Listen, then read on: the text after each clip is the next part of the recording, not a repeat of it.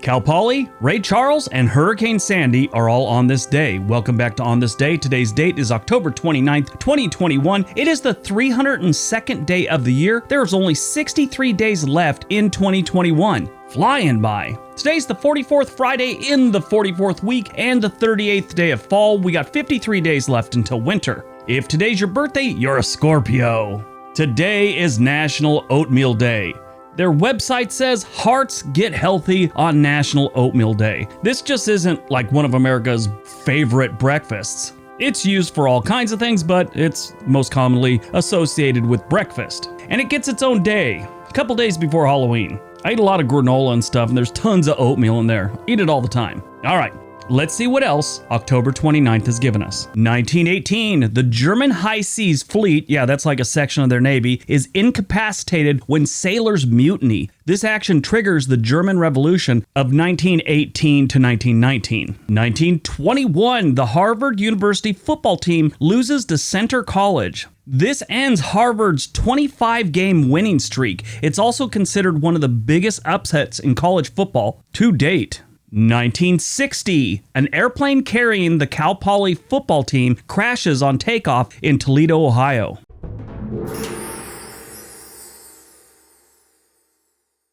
So this one's really sad. In 1960, Cal Poly went to Toledo to play a football game. After the football game, to head home to San Luis Obispo, California, where California Polytechnic State University is, they get on this World War II plane. It was a cargo plane that had been retrofitted to carry passengers. The plane was operated by a company called Arctic Pacific Company. It was a small passenger airline back in the day. Of the 48 on board, 22 were killed, including both pilots, 16 players, a student manager, and a Cal Poly football booster. The Civil Aeronautics Board, or CAB, investigated the accident and concluded that the aircraft had been overloaded by 2,000 pounds. Yeah, above the maximum certificate gross takeoff weight of 47,000 pounds. On top of that, they said the weather was not good, and the pilots tried to lift off a little early. While they tried to lift off, they sort of lost power in the left engine. They also found out that the pilot that made the decision to take off was flying on a license that had been revoked, but he was allowed to fly pending an appeal.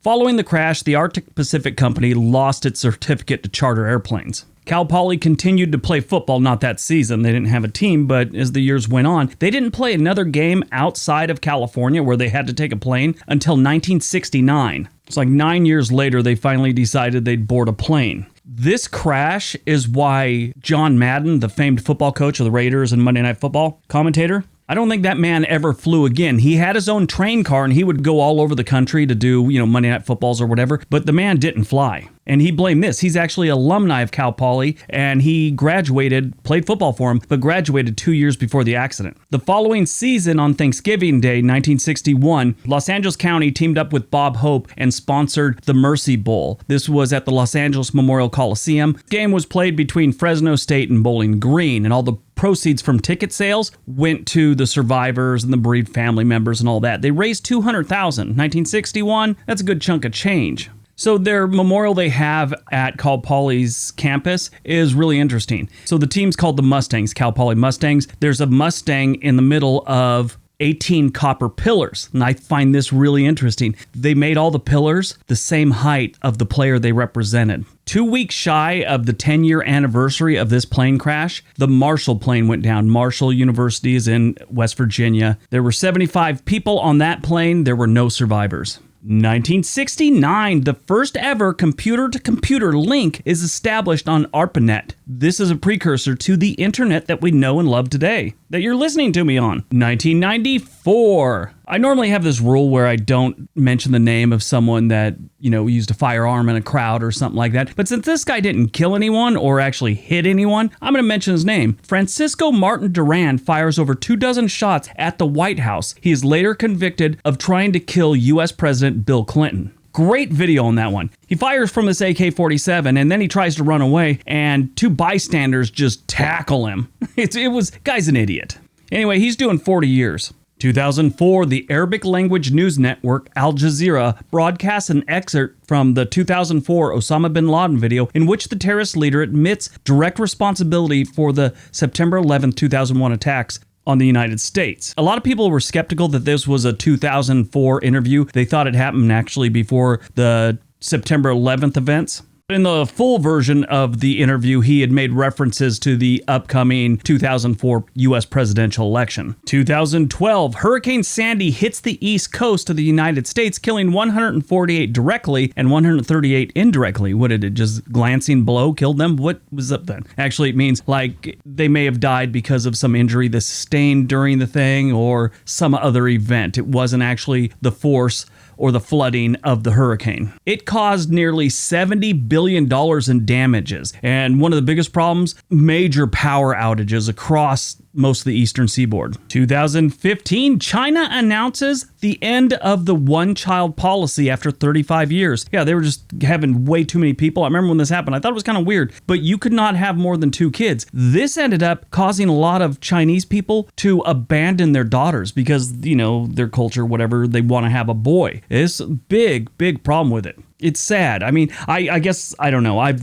never been one of those dads where I needed a son. I was just happy to have kids. I love my daughter just as much as my sons. Never made a difference to me. It's weird that men think that way sometimes, and women too, but I don't get it. Movies released on October 29th, 2004, Ray. Yeah, the biography of Ray Charles. Great movie. Starred Jamie Foxx. My opinion, probably the best role he's ever played. But anyway, he followed the entire life of Ray Charles in this movie. It was great. Jamie Foxx actually won the Academy Award for the Best Actor and also swept the Golden Globes, BAFTA, Screen Actors Guild Awards, and the Critics' Choice Awards. Ray Charles had planned to attend the opening of the film. It was finished and completed, and he was going to go to the premiere. He died of liver disease several months before the premiere of the movie.